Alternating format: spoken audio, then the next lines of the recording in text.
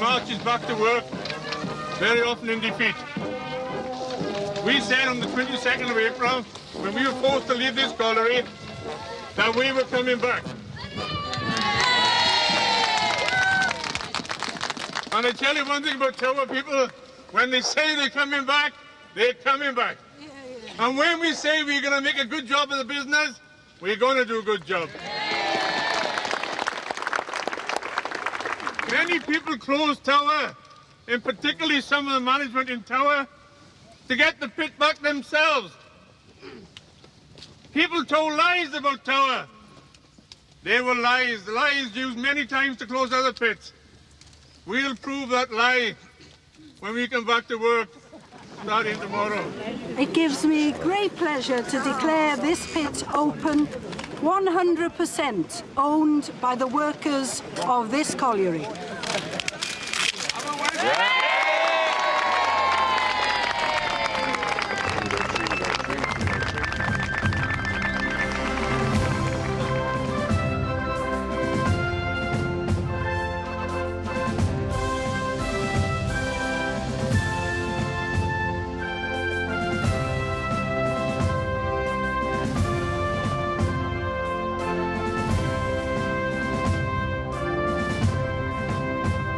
During the 1980s, Margaret Thatcher's government used the economic necessity of restructuring the coalfield as a pretext to pursue their vindictive battle against the British coal miners. Their aim was to weaken the political hold the miners had on the country. In April '94, the miners of Tower Colliery in South Wales were also finally forced to lay down their arms and accept the mine closure. But Tower's union leaders refused to be defeated and convinced the men to invest their £8,000 redundancy pay in an employee buyout. Since then, the company has been run as a cooperative, where the workers themselves are shareholders, employees and directors. Today they are still fighting, with the aim now to build a realistic future based on their vision of socialism and democracy. 6 of the miners are elected as directors with a 2-year term of office for the everyday running of the mine. Their responsibilities also involve the elaboration of company policies and dividend payouts, which are put to vote in the general meetings. With the union's approval, it is also they who employ or dismiss the mine managers. As for the rest of the workers, they exercise their full rights as shareholders during the general meetings, when they may choose to reject or adopt the company policies proposed by the board of directors. Right. Welcome. And good morning. There is a French camera crew in the room. They're doing a documentary on Tower Colliery, and it'll be shown probably in France, Germany, and perhaps one other country. The proposal is that the camera crew remains. All in favour, please show.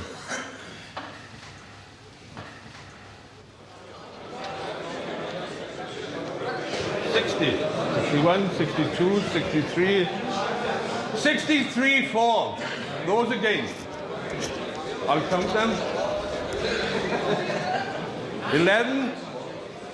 The vote is carried.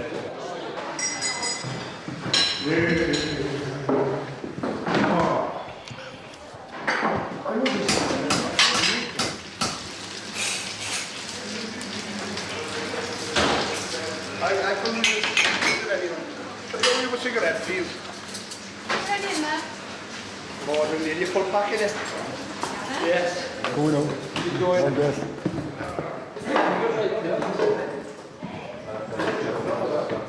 It's very hard to describe to the viewers the feeling on the 3rd of January '95. That was the first day we actually come back to work, to lead a team of men down the coalface. I've never believed in men singing in the ground. You don't get it. But that day we did. The boys they were walking on air, they were. All the experts in Britain said we will not coal on the first day for various reasons, because the coalface hadn't moved for roughly about 9 or 10 months. We'd done 2.5 cuts that day. If you could imagine the feeling coming out that coalface at the end of the day, that we had proved all these experts wrong. We had done 2.5 cuts of coal, the equivalent to what we had done at the best in the British coal. That day you didn't want to go from it. But even now and again, I drive up the colliery early hours of the morning, or on a Sunday afternoon, and I park my car at the entrance, and on the entrance there it says Tower Colliery, the last deep mine in Wales, owned by us. Like, you know, it's still every now and again I get pinch myself every now and again to realise that it's how it was. They'll never beat the miners, never beat the miners, never beat the miners, no matter what they do. They can curse them and deride them, try to starve them, try to bribe them, but they'll never beat the miners, no matter what they do.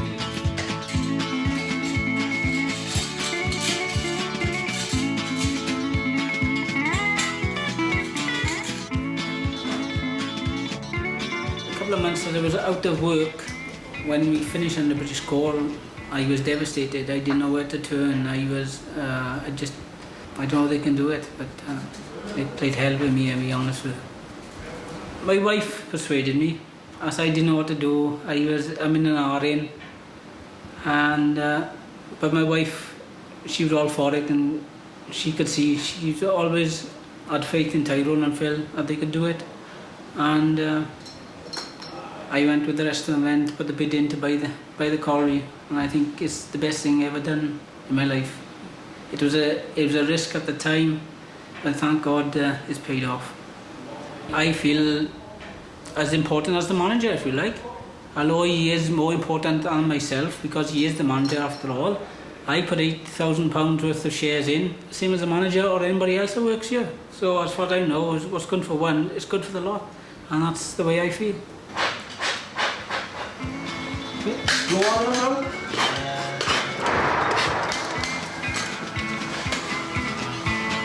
Tories are mistaken if they think the folks are quaking or shaking in their boots and facing them and all their plans. The miners aren't hiding, they're busy organising. Together they will win because together they will stand. They'll never beat the miners, never beat the miners, never beat the miners, no matter what they do. They can curse them and deride them, try to starve them, try to bribe them, but they'll never beat the miners, no matter what they do.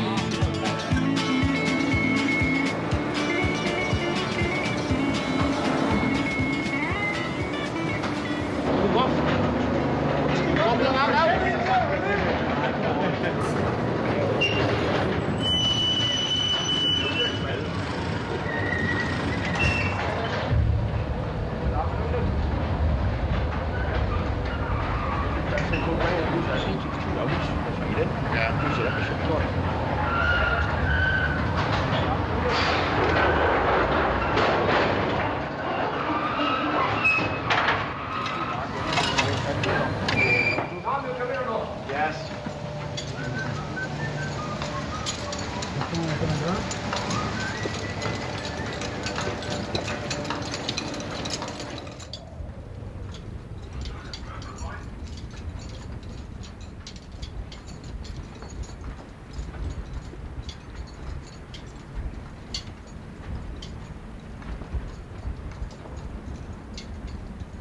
Hard stuff in front. Wayne, you've got to be careful. This is almost sandstones in this. Almost sandstone. Well, siltstones it is. Breaking off.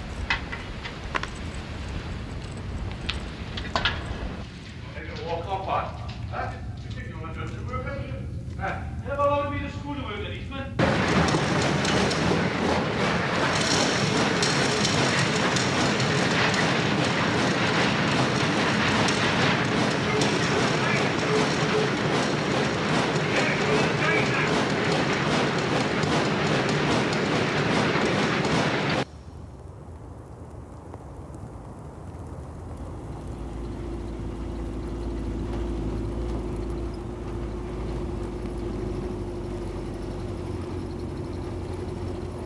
You can see that the site is 14 miles in circumference, and it takes an hour and a quarter to go around the whole site, travelling at speeds like this.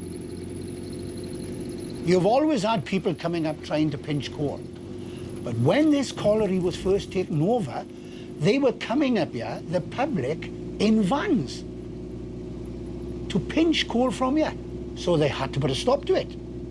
Although it's a multi-million-pound firm, and the firm is doing well, you cannot afford to allow privileges of that extent or pilfering of that extent.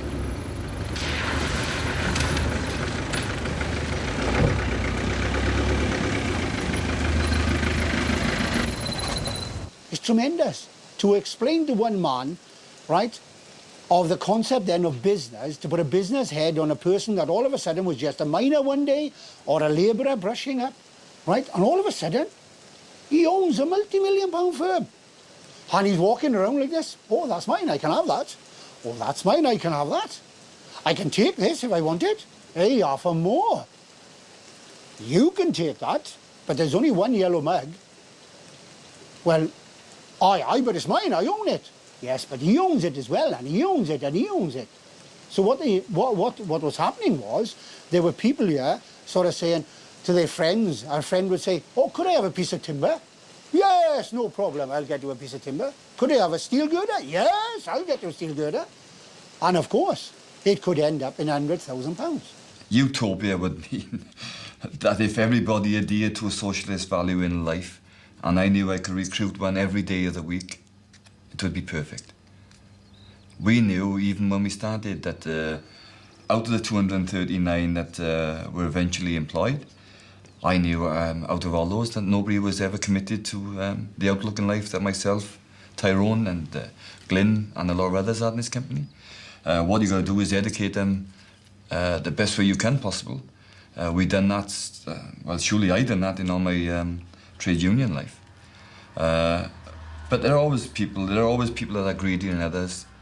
Don't forget, mind, that we've lived through 19 years of a government that wanted to wreak havoc on any form of socialist society, and really was a government that introduced an economy that lived for today and not for tomorrow, and the concept of look after yourself and nobody else.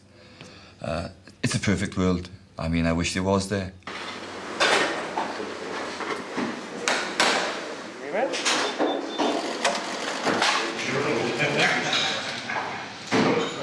We are unique as the only successful colliery buyout by the workforce. People come from all over Europe, from all over the world to talk about this to us, because it's an old-fashioned thing to say, I know, but it's the old war cry of workers of the world unite. There are no boundaries. There are no dividing lines between working class people. We all think the same. We're all desperate to look after our families. We're all desperate to earn a decent living with pride. And that's right through Europe, right through the whole world. The workers have been divided long enough. And it's an unfashionable thing now, socialism. But it's the only true thing to be. You can only take it in this period. Because in winter. Because what you got to remember, the concessionary fuel, right, is a benefit. It's a bonus, isn't it? If you take it at a time the pit can afford to give it. What do you burn in here? I am out of coal in 3 days. Right? I'm out of coal. No, 7 ton almost. So, six. Well, we're trying to bottle out now. Everybody, we don't increase the extra 10 concessionary because that's bloody, it's loads now, right? All you're saying is the 5 ton concessionary. We're looking at maybe those who can't feel they can survive on a 5 ton a year.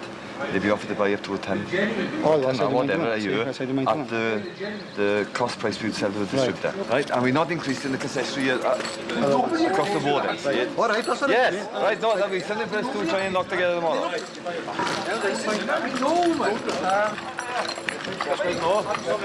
How are we?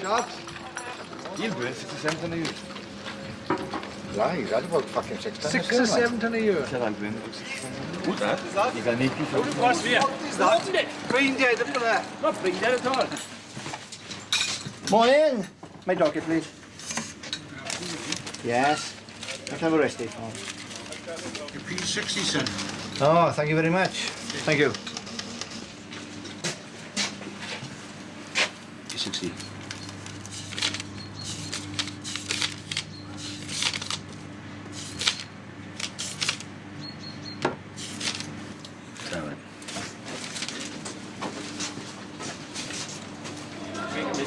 No, there must be a small little slip where we're off the side of the car, wouldn't there? Yeah.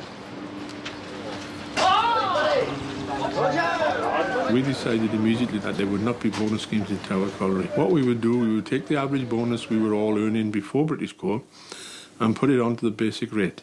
So each man's basic rate went up by £150. And other men went up by £100, and the men on the surface went up by £75. So we increased the basic rate. I mean, that was the crucial thing of all our planning. Because if you're chasing coal to earn money, that affects the safety of the mine. So by taking out the bonus scheme and allowing men to know on January the 1st, they could go home and talk to their families and know full well that in that year, even if they were ill, they were guaranteed to earn a certain amount of money so they could plan their lives. We could never do that with British Coal. Because if we expected the man to work hard, and we did, because the coal wasn't going to be any softer because we owned the pit, and the steel wasn't going to be any lighter. So how could we ease that burden? By giving them rest days and holidays. So if they had to work hard, at least they'd have more time to play hard.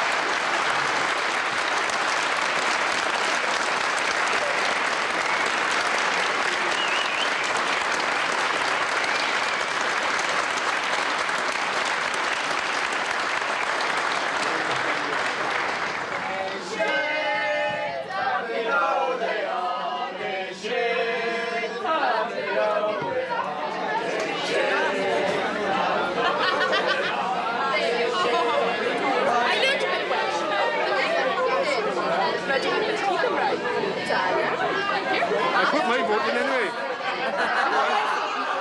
Number one. I'll see you later on. Okay.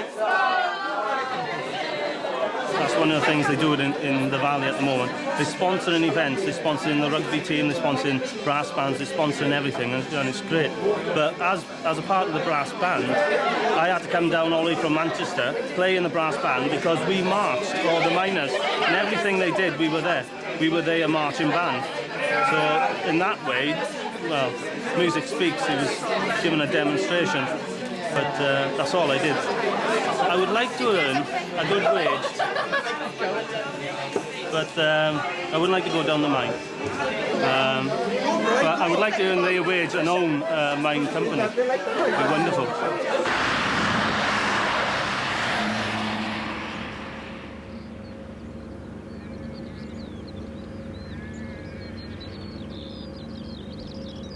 You see already that as a company that we want to benefit our employees and ensuring on our side, as far as we're concerned, we're committed to you as a long-term investment, and we want that full commitment back of yourself.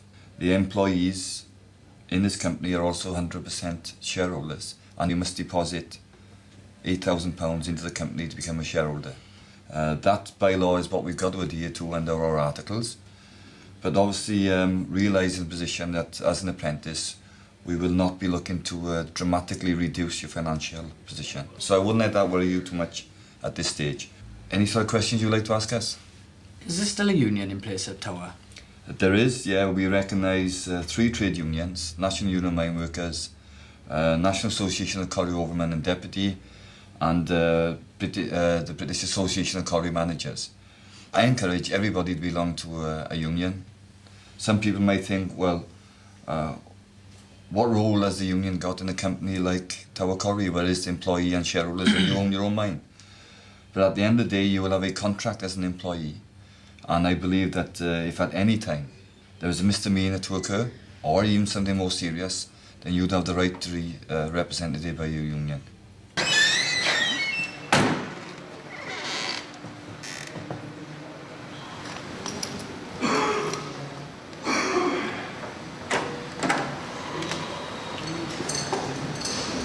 Out of my group of friends, I'm one of the only people who's got such a good job. I mean, others work in factories and just do line work, but I'm really one of the only people who does an exciting job. Most of them, they just claim dole. I mean, my parents both on the dole. Yeah, they're envious, mind. They're very proud of me, but envious. I got Blackburn outside, didn't I? Good for a chance to come back. I got Blackburn.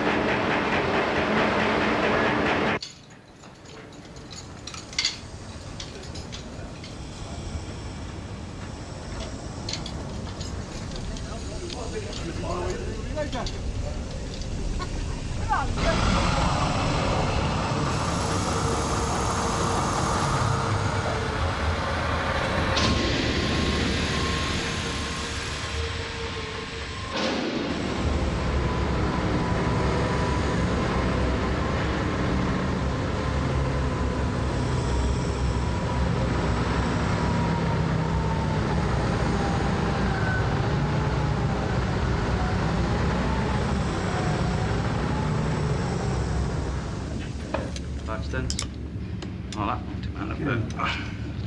So, is it? Engine, 6-cylinder engine. You know about air inlet? Yeah. Here's the air inlet flame trap. Right, that's a sealed unit, but on the exhaust side, we've got a 6 thou gap. Right? Which will not leave flame through. If it's over 6 thou, you'll leave flame out of it. So it's got to be 6 thou or under. Right? Easy, man.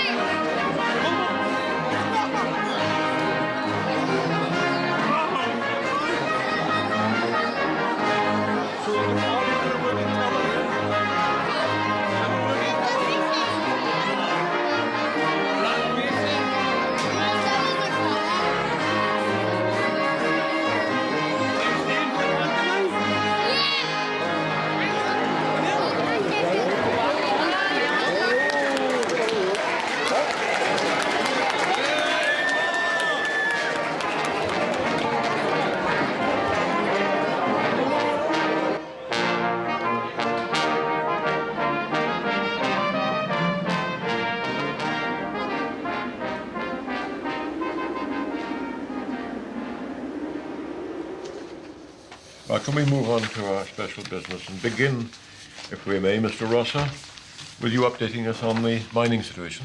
The only thing that sort of bothers me about the laterals at the moment is we do know that we're going to go through a geological structure. We're anticipating we believe, to the best of our knowledge, how it's going to be. But we do know for this section of the laterals, we are going to go through a structure that we've got to deal with. OK. Personnel report, Phil. What pleases me most is, I mean, the percentage of unauthorised absences is 0.07%. If I could have figures like this 15, 16 years ago, I'd have been in the House of Lords by now. Well, if you had been employees like us... A little much in there. Democracy is a wonderful thing. But the very nature of democracy should be outlined for the very aspects that it's reaching for. We need to make major policy decisions, and we must be allowed to do that as the board of directors on behalf of our shareholders. We can't make every decision by going back to all the shareholders at every one time. Decisions have to be made, and they have to be made external to the 4 general meetings we have a year, or some information meetings we have in the canteen. It's all about building confidence. It's all about confidence that the shareholders, who are the employees, have confidence in the way the board are operated. They must have confidence in the board of saying that we intend to do this for 1998 and 1999 and year 2000. And if we do that, then we can't be put at fault. Why are you facing this way? Your office. My office. Big swing. You don't mind serious look today, my pondering look for the future. All right, Slim. Good. That's it. Thank you very much. In 5 or 10 years' time, there'll be no mines left, see? Well, in Wales, there'll only be 2 places you can go underground, Tower Colliery and Big Pit. And in 15, 20 years' time, there'll be, you know, a whole generation who've never known what their parents did, and their fathers were probably a part of the most important industrial heritage of all time. Yes. And I believe this could be a bloody bonanza, you know. From around the world. Oh, you would?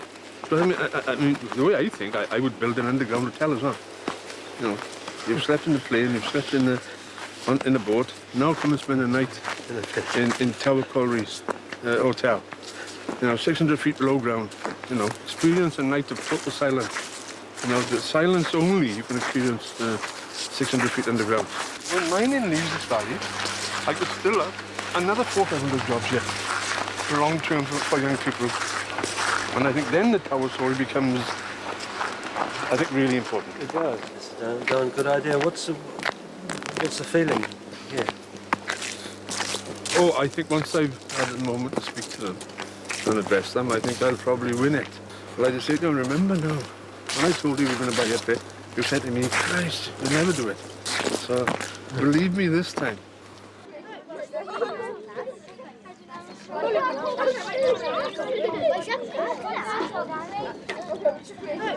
Look at the tower then coming in.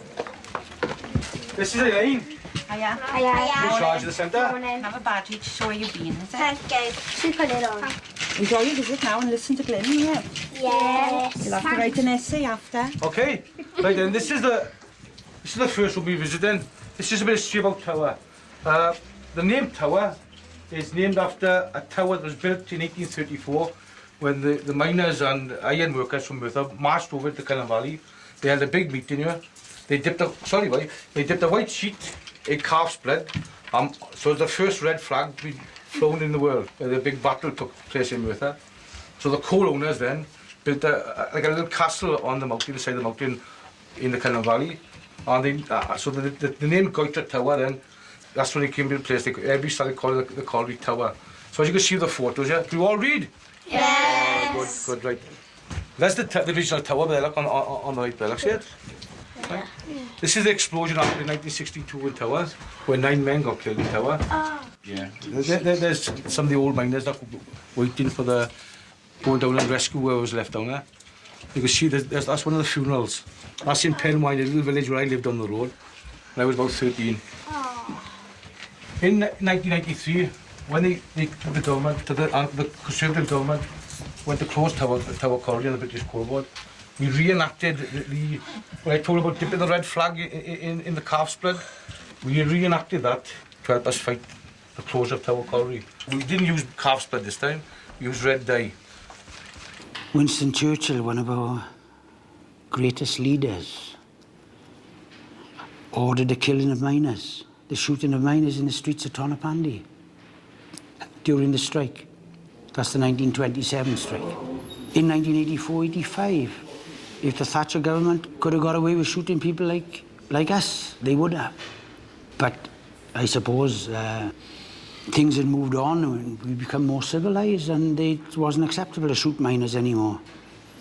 But they shoot us like horses. My brothers, my forefathers, shot dead.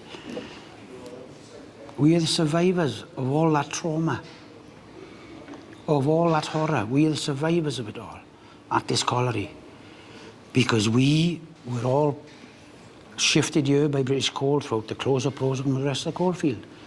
They finished up with a bunch of Reds under the bed. Here we are, what Thatcher called us. We're the enemy within. We'll always be the enemies of capitalism. That's why she called us the enemy within, because we were the enemies of her way of thinking. And we had the effrontery to stand up and condemn it. And we had the effrontery to start climbing up the first few rungs of the ladder, getting above our station. Knowledge is power. You can't achieve any power without knowledge. Now, that sentence was on the banner of the colliery that I came from, Penrhocaiba. Knowledge is power, and there's nothing truer.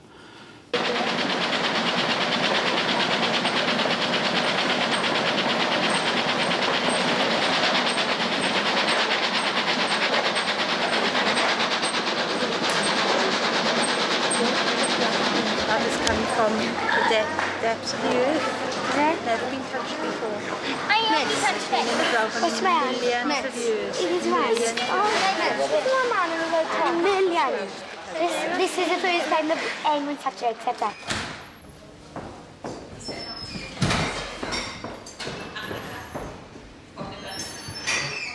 The whole idea of the notice board is that some of the members can't attend the meeting on Saturday, but they are allowed to vote. So I want them to understand what we're voting about. One of the first things I'd like to do is to have a brand new visitors complex where people can come and read about the history of Tower Colliery in particular, because it's the oldest deep mine in Europe. It's the oldest deep mine probably in the world that's still working.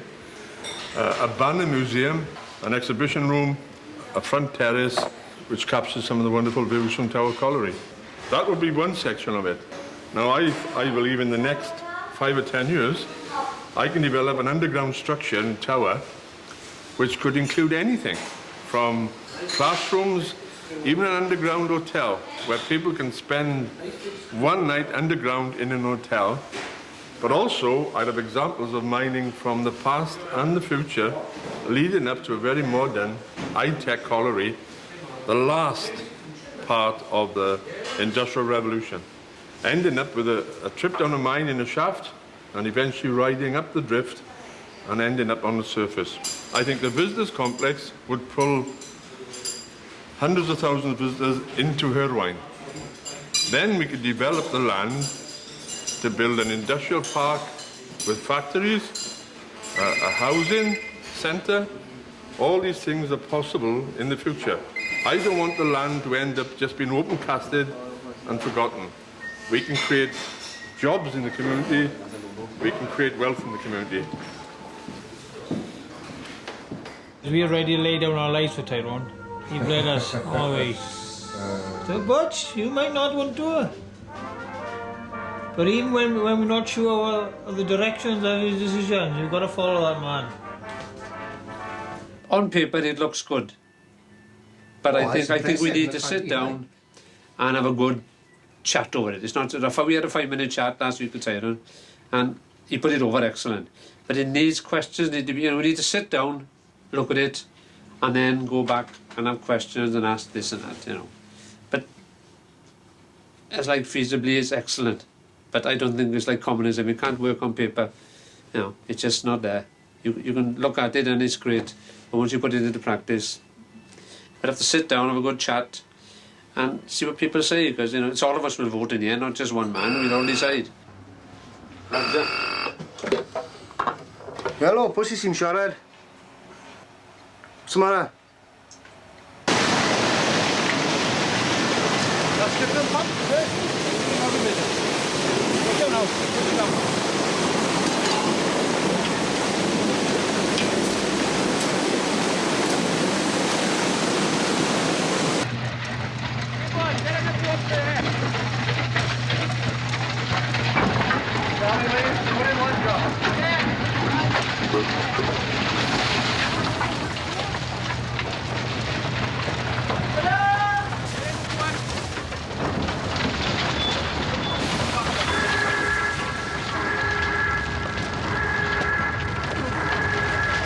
Big blocks of sandstone. Yeah, you know,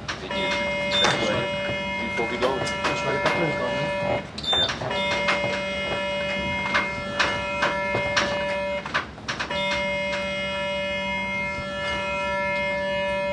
Hello? Hello? Right up.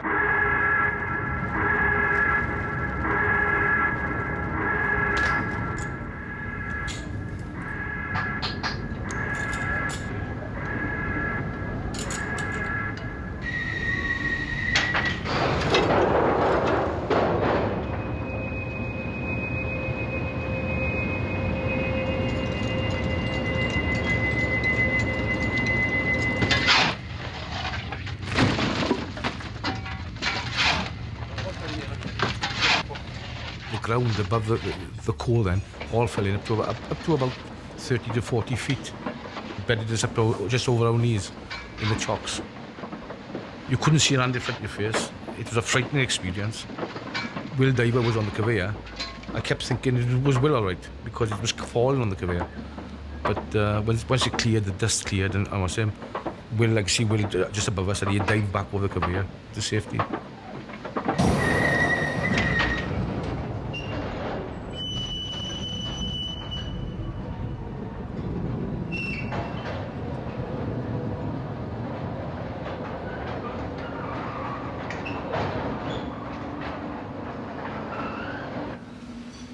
Hello, mate.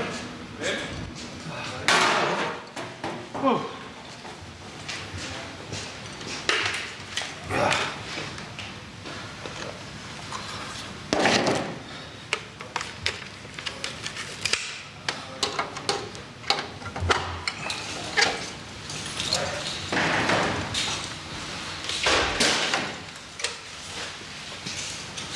What's the grip of faces this one thing? This is just, no, it's just like a shitty ground. It's just, come in. There's nothing there. The seam is there, and the back is there. It's just, we're up to 9 feet, 6 feet above us. There's a road there. And I think something happened up there. Just been a bit of a give or something, I don't know, that was happening there. On the agenda today, first of all, will be the business complex. Now, issues have cropped up in the last 24 hours, which may have incur us having to delay the business complex meeting. My feeling is, as chairman, that we've got no choice. We've got to give the manager the right to go ahead and work in the colliery this weekend. What's your feelings on that? I agree with that. Phil? Yeah. Ken? Yeah. Tony? Yeah, right. the condition that it requires it. So that's solved. The manager will be told that, yes, arrange for weekend work in.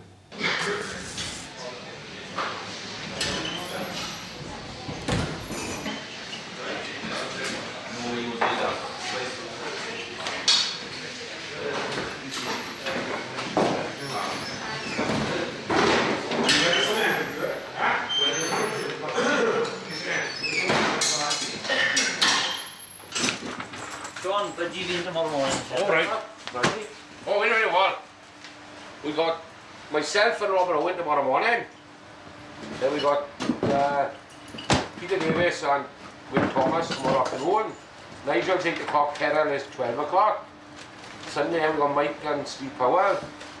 And then Monday morning we got Melvis, Lynn Williams.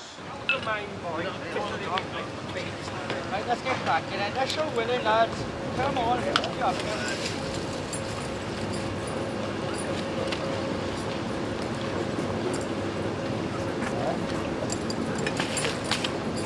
All right, make sure you away. Make sure you burn.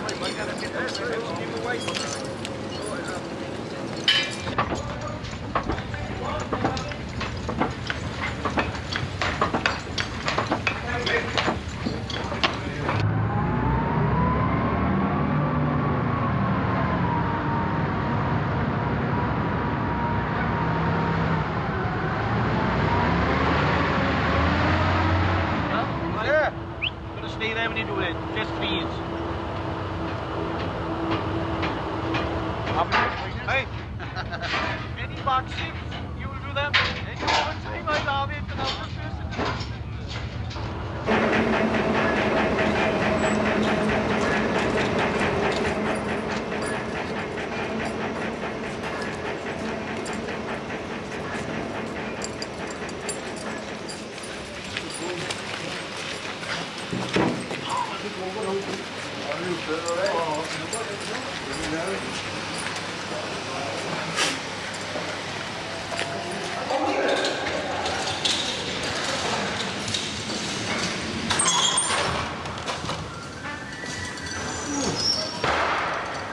Joe, little boy.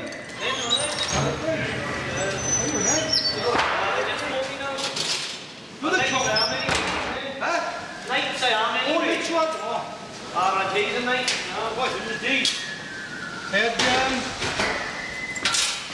What's the chop then? Even though the mining industry has got a lot safer, it's still a dangerous industry, obviously. So I mean, any bit of, you know, inattention or negligence, and there's lives at stake. So obviously you've got to be disciplined. Underground is just brilliant. It's exciting more than scary. Where's all done? There's about 10 chops over there. Right? Yeah. How are you okay? I'm okay. Yeah, over there. You close to there? Huh?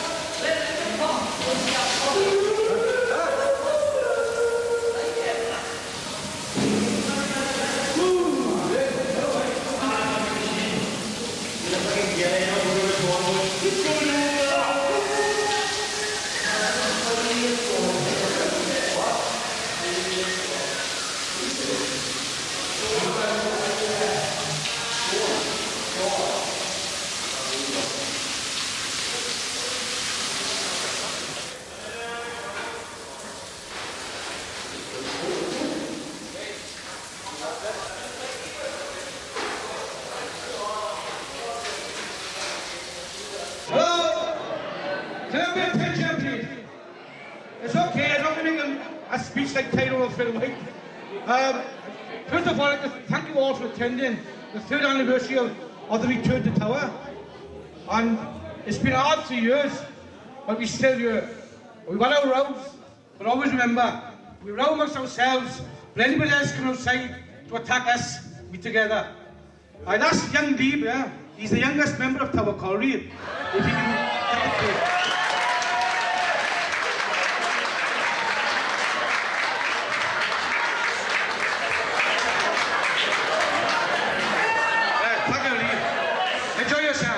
The Spice Girls wanted this particular record for you, okay?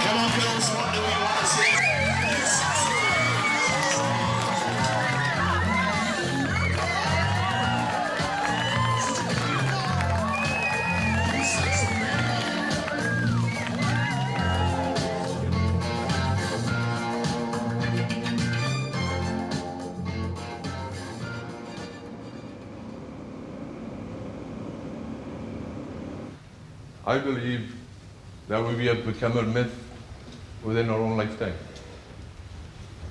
We've started to realize, perhaps, we are part of a coal mine that is the oldest working coal mine anywhere in the world.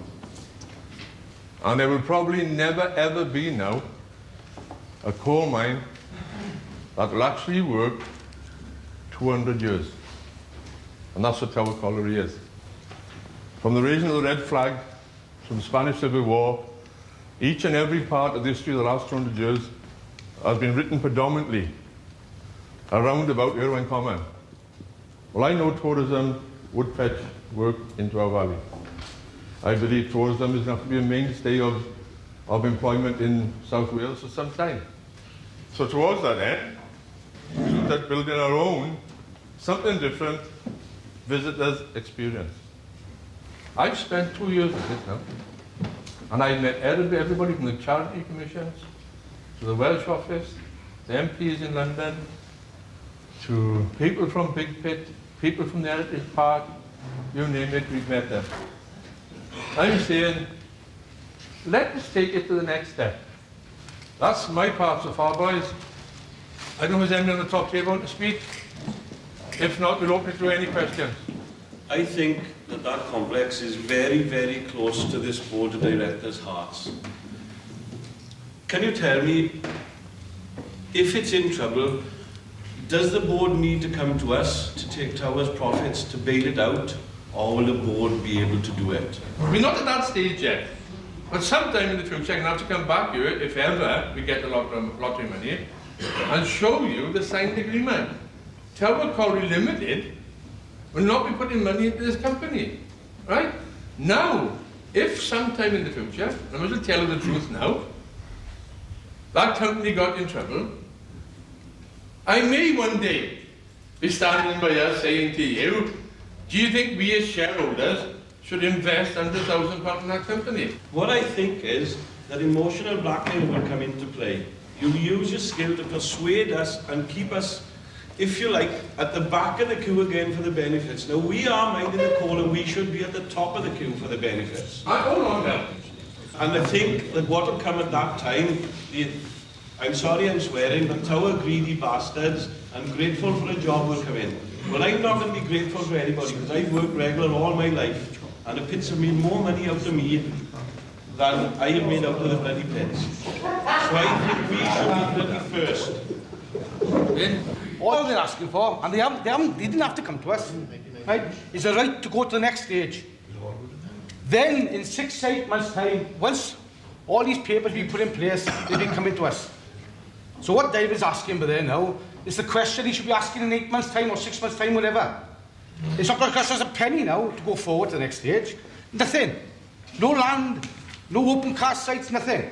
In 6 to 8 months' time, that's all Tyrone's asking for, or the board's asking for, to go down avenues and to explore them. Once you go down that avenue like sheep, we'll keep going that way. I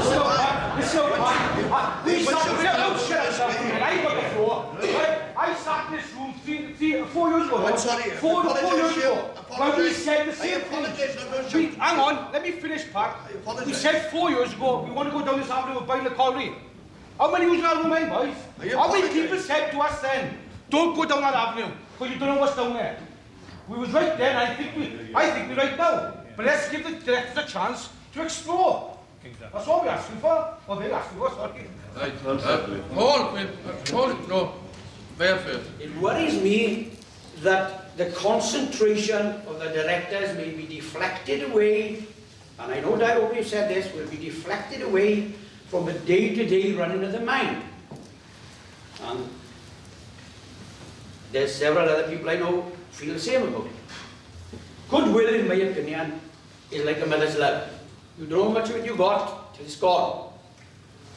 I am telling the board of directors, don't take the goodwill of the miners in Tower Colliery for granted, because that's what some people feel.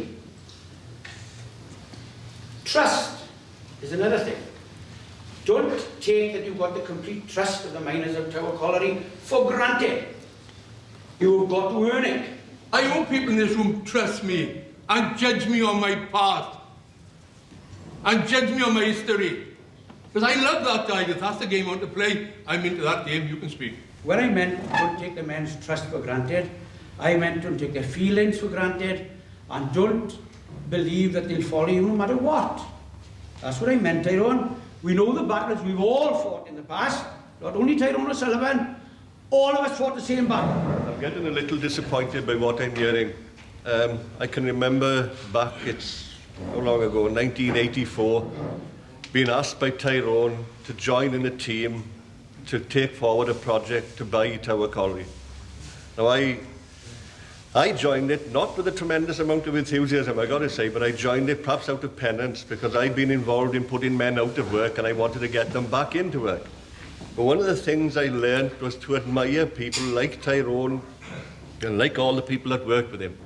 And one of the things that I liked about Tyrone, not only just liked but envy about him, is vision. He was the one that saw that you could buy the pit. The rest took convincing. So I would recommend to you that you vote for this because it takes forward the whole philosophy of Tower Colliery, and that's providing jobs for as many people as we can for as long as we can. Tyrone, are you politically motivated in this Will this give you any assistance at all? Will you answer that? Yeah, I've been asked to be an MP every year for the last bloody 10 years. I was asked, guaranteed, that if I want to be in the Welsh Assembly, that I will be in the top list of 20. Yes. Right? Guaranteed a job in the Welsh Assembly.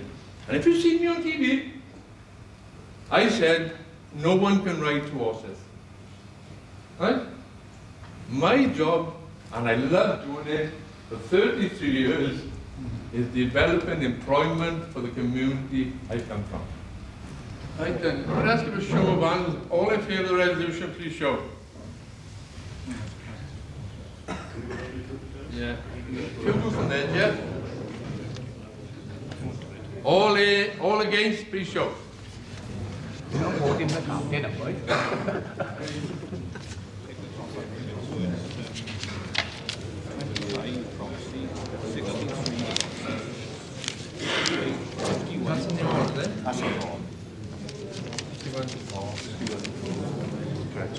Right then. In the all, 451. In the all against, 35. Including, what do you call them again?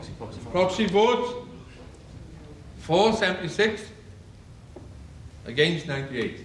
So the against win it. Thank you boys very much.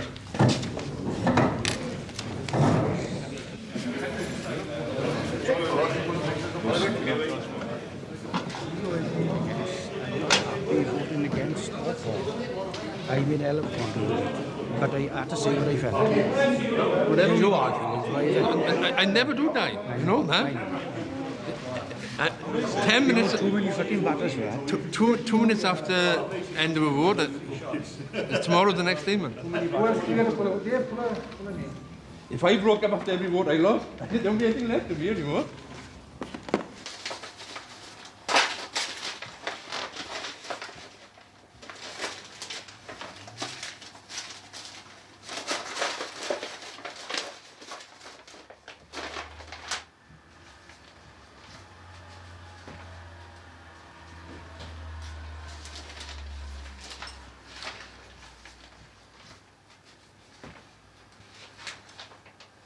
It's difficult to convince people that they're not just ordinary people, that they are entitled to better things, that they can think higher than just getting up in the morning and coming to work.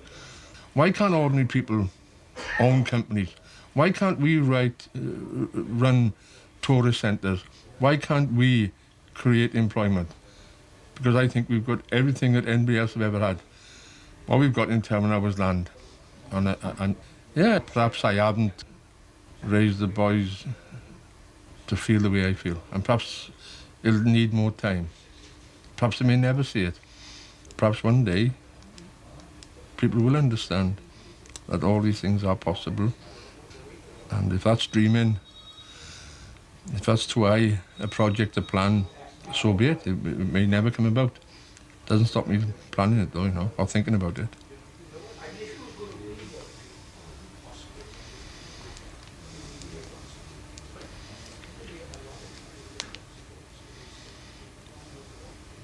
I'm just going to wait and see. It's not the end of the world for me.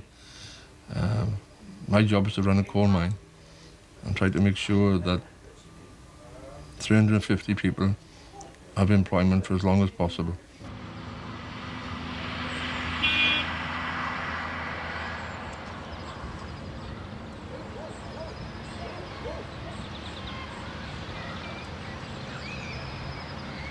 It's a good idea to have the mining museum, right? But I don't fancy it being through our money. I'd rather, I mean, call me greedy, call me what, but I'd rather take my money out and get on with my life, get on with a job somewhere else. The idea of Tower Colliery when they bought it out was to have just a long-term employment for coal miners. Do you know what I mean? Not for tour guides and things like that. And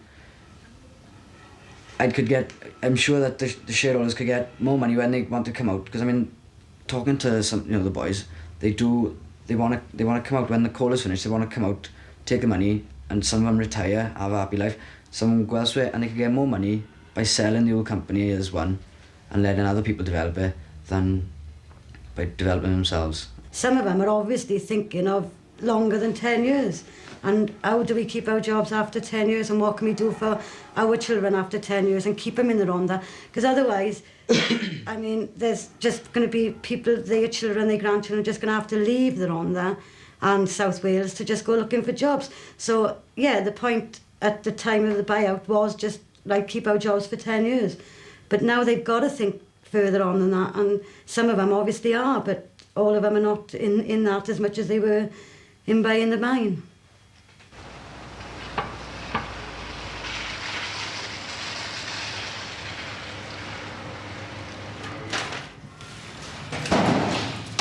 Anyone know?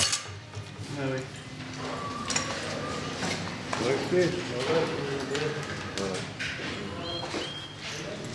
It's a really sad man. I'm a really sad man, yeah. Do you read me reflectors out, Jeff? People like Wendell here would have benefited in the long run because obviously they've got more time here than people like myself. I mean, I'm only looking at the short term, at perhaps 10 years, and I'll be finished anyway. Because of my age, because I'm an old man. Cheers, Wen. All right. You mate. Yeah. I understand why a lot of people voted against it. The Colliery was going through a bad patch at the time. They had trouble in the face, and it's all about talk was a visitor centre. And people say, "Why are we worrying about a visitor centre? We have trouble down there. If you don't sort this out, why talk about a lousy visitor centre?" And I understand that, but who ultimately is to blame for it? It's got to be the directors for having it at the wrong time in the wrong place.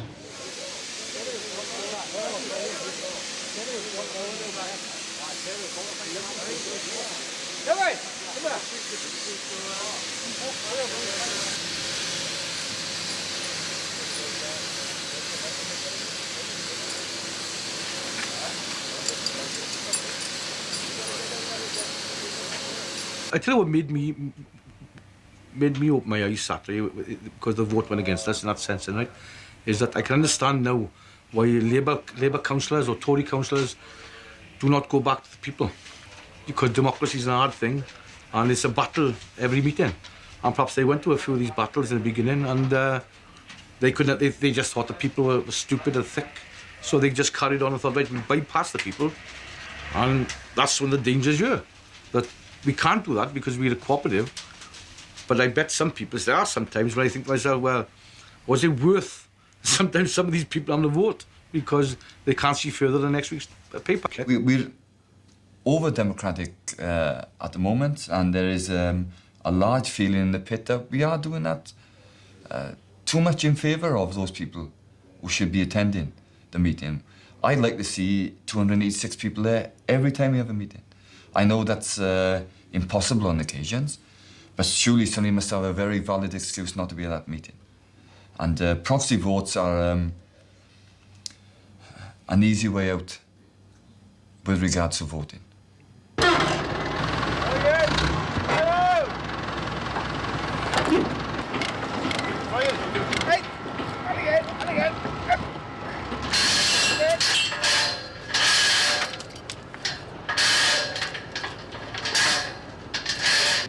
Well, what about that pack? Can you drop that pack of timber on the... Well, it's hard to pick back up, isn't it? Well, I tell you what you can do, go back over the bay cave and shunt some of the scrap down off the hill for them.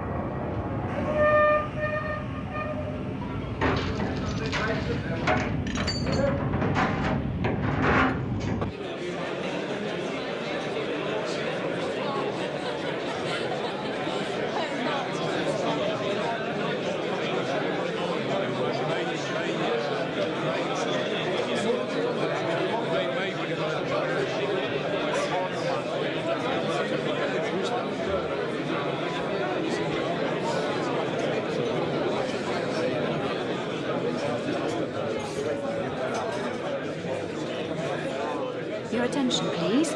Will all guests please make their way to the main conference hall for the opening ceremony of today's energy workshop? Thank you. I suppose if this conference is about anything else, it is about challenging the fashionable fatalism that coal is a dying industry.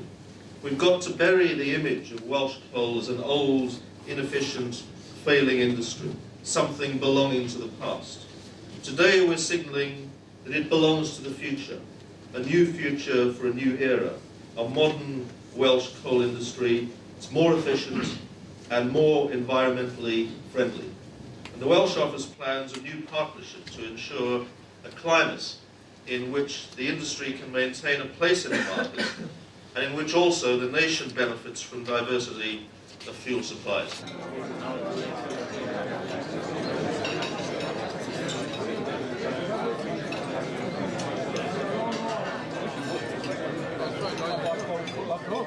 Well, Tower Colliery is socialism in practice. That's what's very exciting for me as a socialist minister in the Labour government, to support it and to say this is exactly the kind of thing we want to encourage. Workers working together to form their own company and to make it efficient and competitive. And that is a small example of rejecting the old past where there was a manager at the top and a worker exploited down below. Here at Tower Colliery, everybody is working together to secure their own future and to make themselves highly competitive. And they've done so true to their principles, and they're a leading coal company, and that's a marvellous advertisement for socialist policies.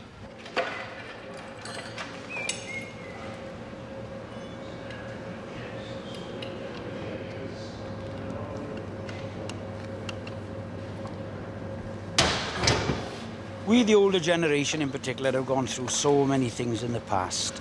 And we must pass on the things that we've learned regarding caring for others, caring for communities, caring about people's jobs. No wonder you don't know good in Spain, innit? Huh? I wasn't trying for Spain. See.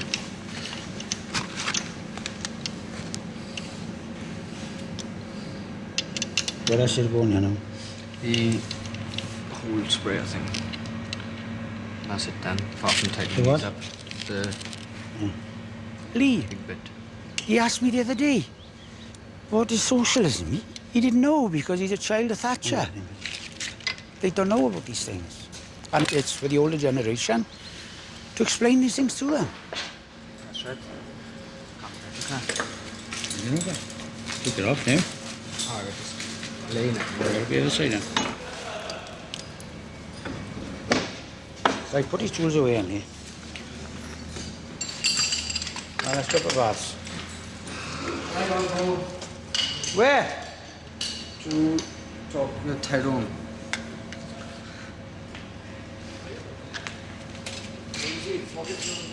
Where are you working today? In the fitting shop. Oh, surface agenda. Yes, Make a change on the ground. Yes. I just asked you to come along to see how it's going. Well, excellent. I got it's faultless so far, like. I know you're fitting into the community of the pit. Yeah. And I don't know how you see us with the company because you're now a shareholder. Yeah. Right? And sometimes you might look at this and think, well, what the hell are you up to now? Right? Isn't it enough just to own a coal mine? But the funny thing, it's not and never is enough. In the next 10 years, I want to develop another 300 jobs on this mountain. Now, there's no reason why we can't do that. You own a pit on the side of the mountain. Right? Those things are yours. They're not mine, they're not Tyrone O'Sullivan's, they're yours. And any ideas you've got, you bring them to us. If you think a golf course would go well, right? Or pitch and putt, or anything you can think of that could develop our land for the future to create jobs.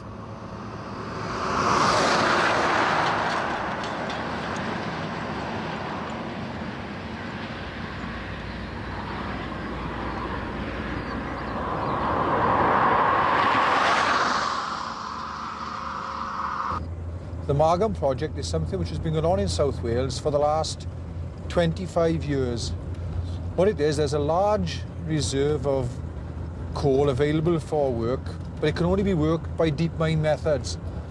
So what we're looking to do is to start a new mine down there to access those reserves.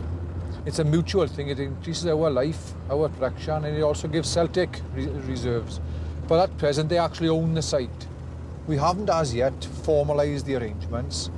What we're doing is, because we're not certain of the prospect itself, we need to satisfy ourselves and our shareholders at Tower that there is a workable mine at Margam. If we've got a good marketing and a good mining position, we will then combine the two aspects to look at the financial model, and if it's a goer, then we will look to form a joint venture. It's either 50-50, half each, or nothing. Going off on a slight tangent, the only other thing which there's been concern over is that this job isn't seen, or this project isn't seen as something where Tower's workforce is going to be taken in toto and moved down to there. You speak to the people underground at Tower, they say Tower's got 15 years, okay. So it'll be 5 years to get up and running. So in 5 years' time, Tower will have 10 years life. In 5 years' time, Margam will have 25 years life. Right, we want to go to Margam. Already people within Tower are thinking, okay, is there the potential for a filtering of a segment of the workforce into the Margam scheme? Then they ask the next question, can we keep our shares in Tower? I think we are going to have to give some commitment along the line, though, that it will be predominantly local jobs. Of course. Yeah. But using Tower as the sort of the area of expertise to train people and provide the knowledge, you know, but that they will be local people. Now, Margam is a business. It's a mine that's going to cost 25 million to get it working. Now, I don't know what the chances are of getting some money out of the government in 2.5 years' time to sink into Margam to create jobs and to perceive better terms and conditions, a part ownership in Margam. That may be possible. But today, I don't know, because the only option open for Margam at the moment is a capitalist-bought pit with capitalist money from the banks. Workers haven't got any money. I need to convince the TUC that a way forward is companies being run by the workers, right? I need to convince the Labour government that they put some tax concessions in, so if a company can be taken over by the workers, that they would have some concessions. So get people believing that there is other things other than capitalism, right, or communism, right? There is somewhere in between, because in communism the workers didn't have the rights, right? So if my wider picture would be right to convince people that workers' buyouts, such as ours, or workers or companies run by workers, can be beneficial if you're all sharing equally in the benefits of the company.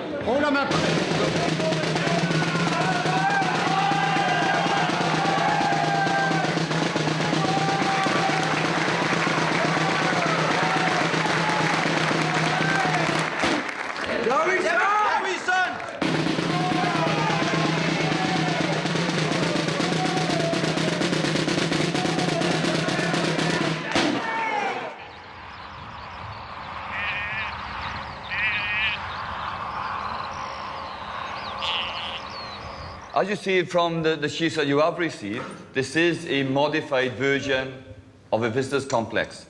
And the reasons why it had to be called today, with regards to there is a deadline to a date for any grant funding that could be made available to Tower Colliery. What we need is to put into the balance sheet and put into the assets of Tower Colliery a new pit. And if we can get the grant for it, free, great.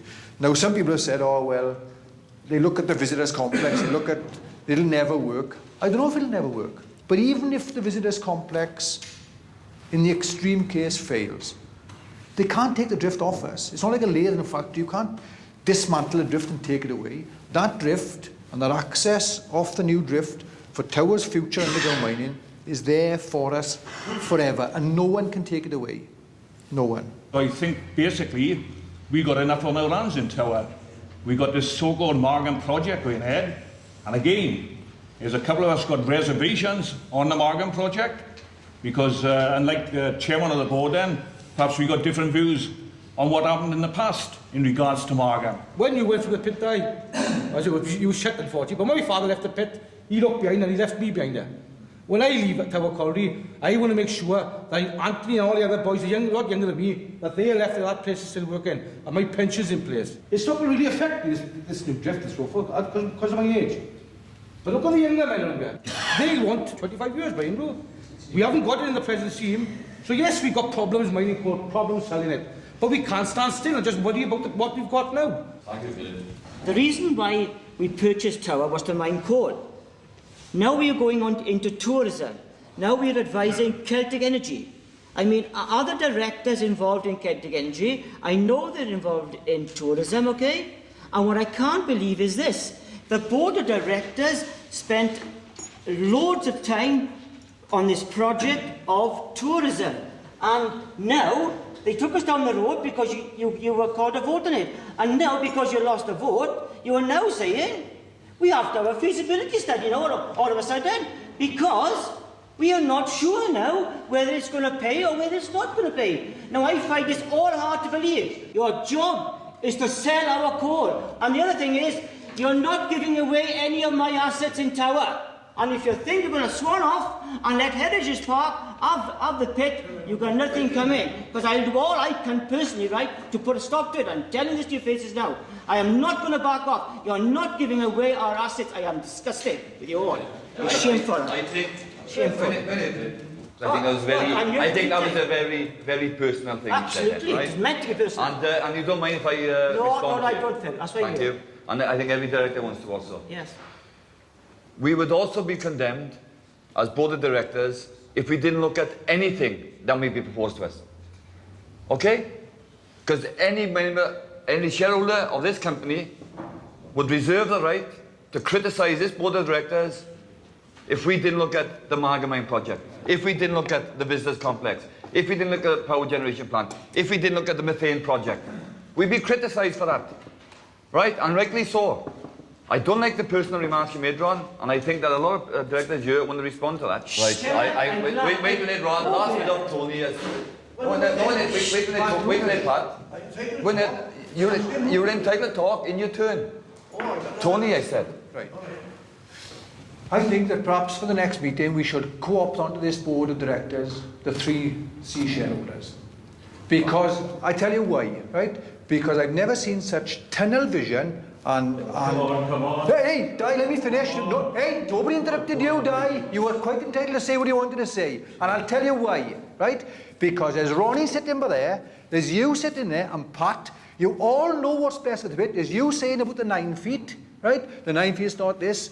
You don't know information. You are passing a judgment and making an opinion on information you do not know. You don't know about it, and you don't know about it. You don't. And what I'm saying to you is that if you're going to make a judgment, right? Back up a minute, right?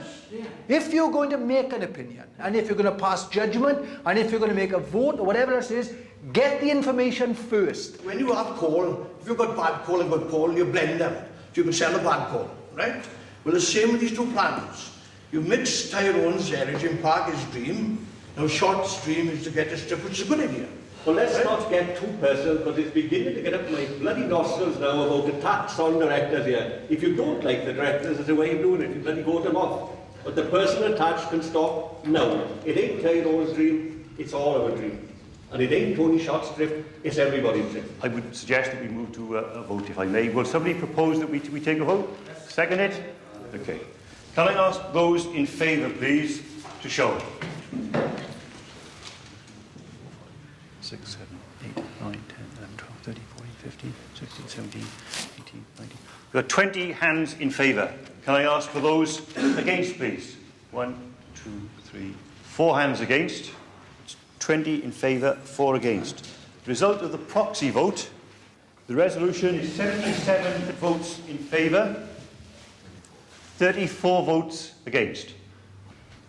I'd like to conclude by saying to those people that have attended, and Phil has commented earlier, it's a cause of considerable concern and sadness that there aren't greater numbers of people attend the meeting, but we would like to say to those that have attended, it is appreciated that you have made the effort. We think it's important, you clearly have felt it's important, and it's important that we try and get as many people to meetings as we possibly can. Thank you for attending.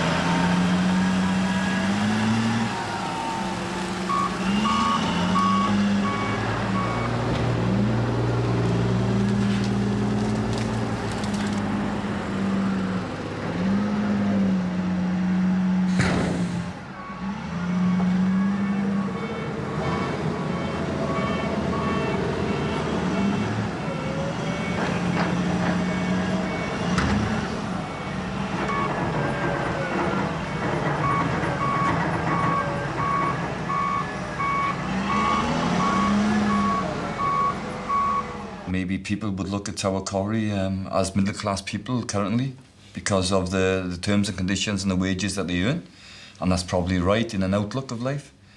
But it doesn't stop you giving away your socialist or working-class principles. People might have called us capitalists when we first took the business over, but what we did was that we played the system off at its own game, and we had out of it what we wanted. And I just generally think that's where we are today. You may have to play the system at its own game. And I think that's what the best thing that you can do at this moment is change and play the system of the Labour Party at its own game. And then on one day, in a few years' time, get up and say, I move forward the proposal which I believe should change the current legislation of the party, or the manifesto of the party. And you only need a majority for that. But I think you should do it from within. What you've got to accept as reality is that the world has swung to the right. And the most part of the world now comes under capitalism. Now, there is no magic formula, right? I believe it's hard work. First of all, you get reform. First of all, you get education. And then, perhaps, you may have a revolution. Hopefully, we will never need the revolution then, because we'll be able to reform.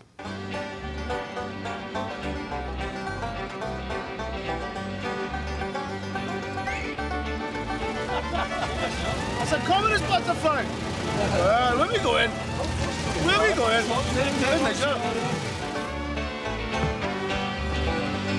The union forever defending our rights. Down with the black flag, all workers unite. With our brothers and our sisters, together we will stand.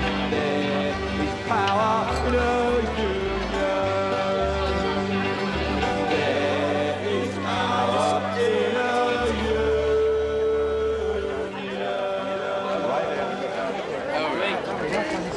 Whoops.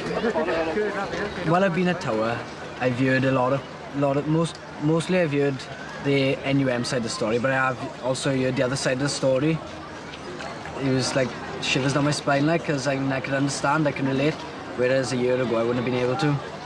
even today we see unions that are struggling, and as I'm a union rep now, I mean, I've seen it. There's we get a lot of feedback off other unions where they want our help, and we're happy to help them, and that's what the motto the motto does symbolise, is that it's not only us. It's not only us in the world. Not only coal miners, not only Tower. There's also nurses and dock workers and lots of other unions which are willing to help. Number 7 on the list. Ladies and gentlemen, Tyrone O'Sullivan.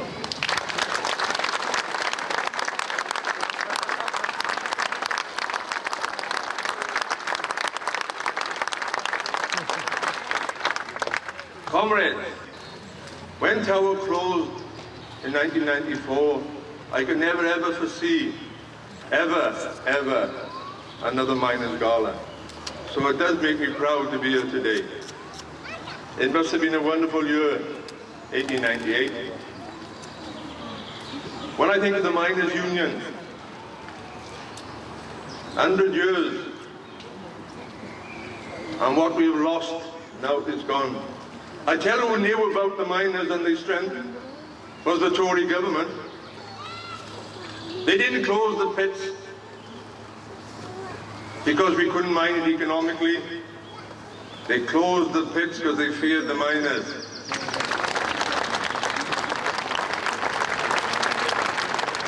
You're going to go out and fight for what you want. When you read the Tower banner, read the bottom. Eternal vigilance is the price of freedom. And that is more so for ordinary working people. There is no smooth road. Whatever you get out of life, you get because you fight for it. Look at this institute, a miners' institute. Created by miners' pennies. Not for bingo, not for drinking, but for culture, for education. When the government wouldn't give education to the people, the miners went out and created their own methods of education. We'll never be rich boys. We'll never be millionaires. But we'll have a job to get up to in the morning and to come home with some money for our families. And that's important in life. People say the unemployed don't suffer. Of course they suffer. The young suffer. How can you expect parents who are both unemployed to spend enough care and attention with the child with the homework? They don't know where the next penny's coming from. So we've got to get people back to work. I'm proud to be here today. Who knows? Betos, lovely to see him here today. Because Tower's taken all the glory and publicity, but Betos is there, a working coal mine in Wales. There may be amalgam. Who knows? We're back next year. If there's enough pits out there, we're back to the cities. It's great to see you here today. There's a new future out there for us, but you've got to fight for it. Thank you very much.